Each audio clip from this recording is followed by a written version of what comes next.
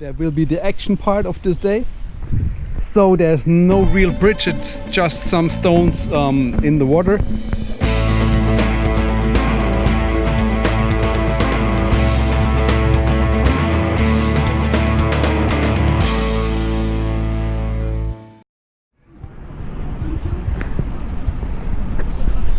Hangzhou is famous for three things. First, of course, the West Lake. Then it's also famous for silk. And the third one is the Longjing green tea. And that's where we will go now. To go to the tea fields, we will take the bus, and we will start with bus 78. And then we have to interchange to another one until we can go there. Now we already changed our plans because we missed the bus, but no problem. We will now walk to the subway and then take the subway just to the place where we have to change to the next bus. And yeah, so we don't have to wait for the next bus to arrive. And yeah, the subway will arrive maybe every 3 to 5 minutes, so we don't have to wait for a long time.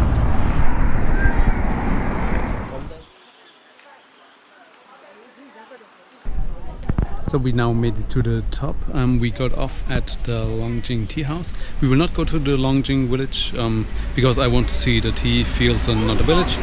So we will now walk down from here, and yeah, it will be a walk through some forest areas and yeah, through the tea fields. So let's join us and I will show you where the tea is planted and harvested. So if you want to go up to the Longjing tea fields, make sure that you take a bus which not uses the Beishan Lu, so the northern road just along the side of the lake. So an easy way to get around this is to first take a bus to Huanglong bus station and then take a bus from there to the Longjing tea fields, because then the bus will take another road which is not as crowded as the northern road around the lake. Especially on weekends or on holidays, and today it's a holiday, you should avoid this road because there's always a lot of traffic, and you will stuck there for maybe 1 hour just in the north of the lake and not move a lot.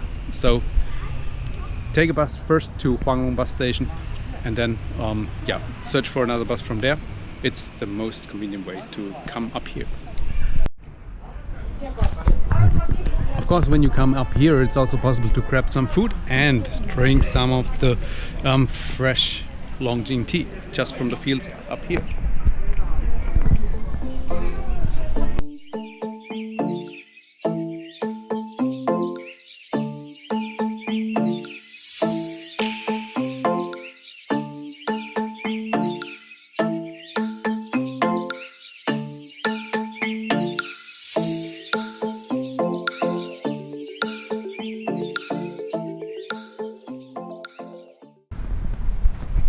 So when walking down from the Longjing village, you have this small stone path where you can walk, and it's a very comfortable walk. Today it's also warm. It's about, let me check, 27 degrees. So when you're in the city center at the moment, you will sweat a lot, and it will be a little bit uncomfortable as it's also humid. But here in the forest, there's also a cool wind. You have shadow, and it's a very very comfortable climate here. And as you can see, the area is also pretty nice to walk, so a lot of nature, a lot of trees, and this stone path, which is man-made, but it looks very natural. So the area is very nice to have a walk, especially also on warm days. Also, the fresh water from the dragon well is very important for the Longjing tea. And this is where you can also find it on the way down to the tea fields. It looks very clean, very fresh, and it's from the well, which is a little bit more up the hill.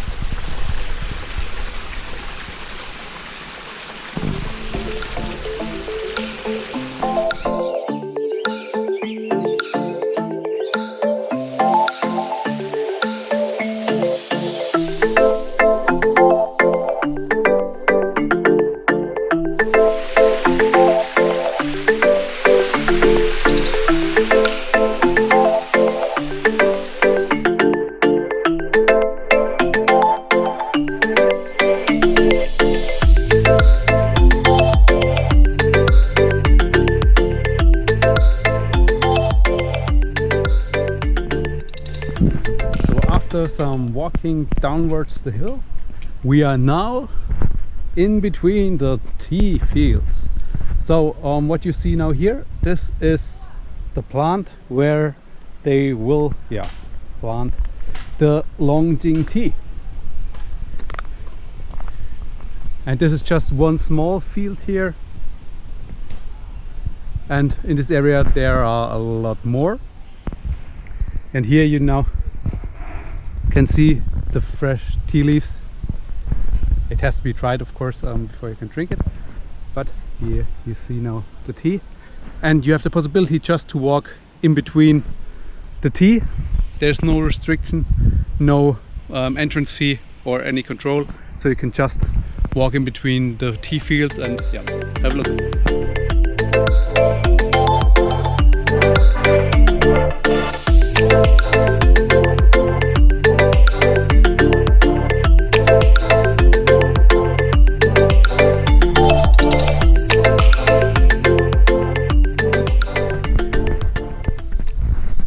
While walking more upwards, the ways through the tea get more narrow, so you have to really force your way through the tea, but we still stay on the path, don't go in the field, but it's close enough, I think, to get some good pictures and to also get close to the Longjing tea itself.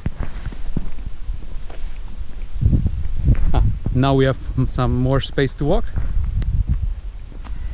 and now we will go back to the path in the forest and continue walk there, because in the field, in the sunshine there, it's getting hot again. So we will go here back to the forest where we have shadow, some wind, and also a good view on the tea now.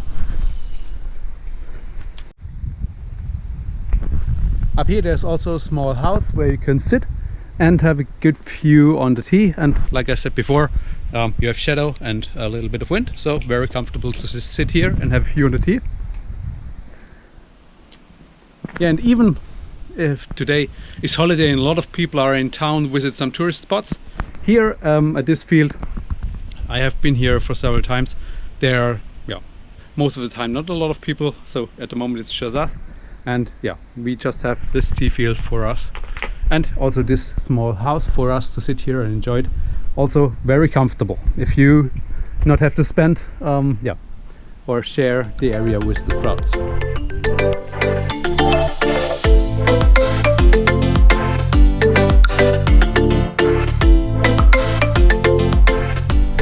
I'm lucky that I've taken my GoPro, because now there will be the action part of this day.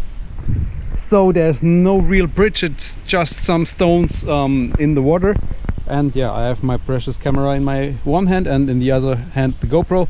I hope I will not fall in the water, but I will leave the GoPro running, so when I fall we will have some interesting footage. The good thing is it's not wet, or the stones are not wet, so they're not as slippery as they could be. So, but still I have to be careful, otherwise I will fall in the water, but it seems I can survive. I survived and the camera survived, so just the last steps, and I'm safe on the other side. So the action part for the day also check. So while going down, there are some other nice paths where you can walk along the water here, and on the other side there's also more tea, so also very nice area here. So just continue, walk down, and then you will find other beautiful areas.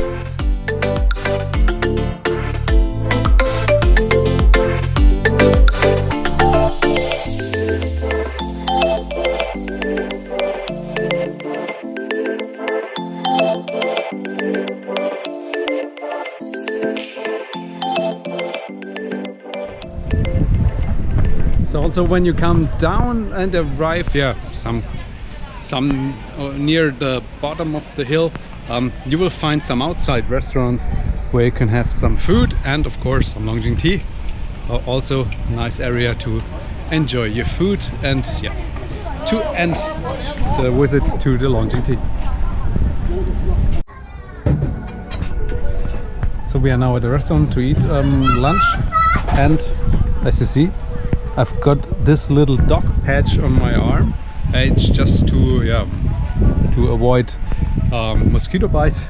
The waiter just put it on our clothes. So yeah, let's see how it works, or if it works, and we will not get any mosquito bites.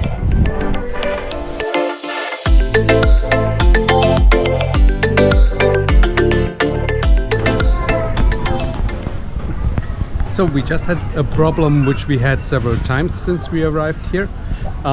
We want to pay for our lunch, and as we don't have Alipay, so we can't use the standard process, which is that you just use your mobile phone, scan a QR code at your table, pay with your mobile phone, and then just leave.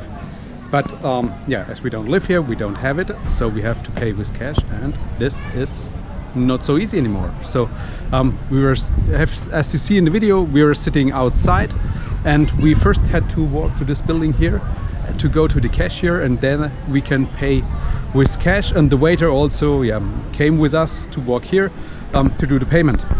And yeah, we had this issue in several restaurants before. Another issue you have in the restaurant is that usually they don't have no printed menu anymore. You also need your mobile phone to scan the QR code, where you can then order the food. You see what they have, and also at the same time you can also pay for it, so it's also combined. And if you don't have the payment option, sometimes you can't see the menu, so also an issue at the moment.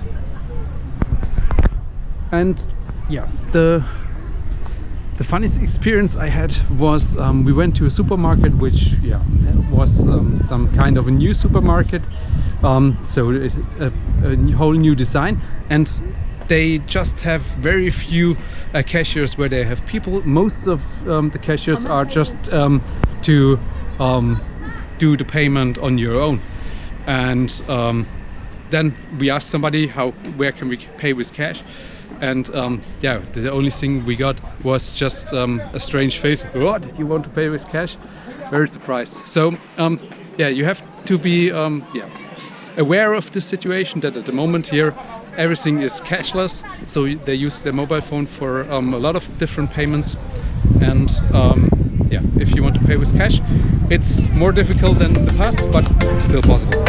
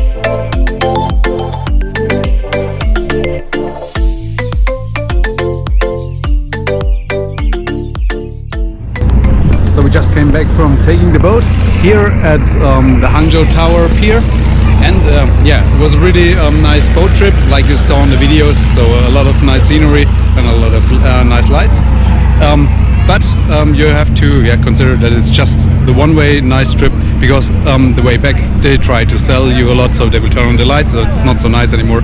But yeah, one direction, very nice, so it's worth the trip.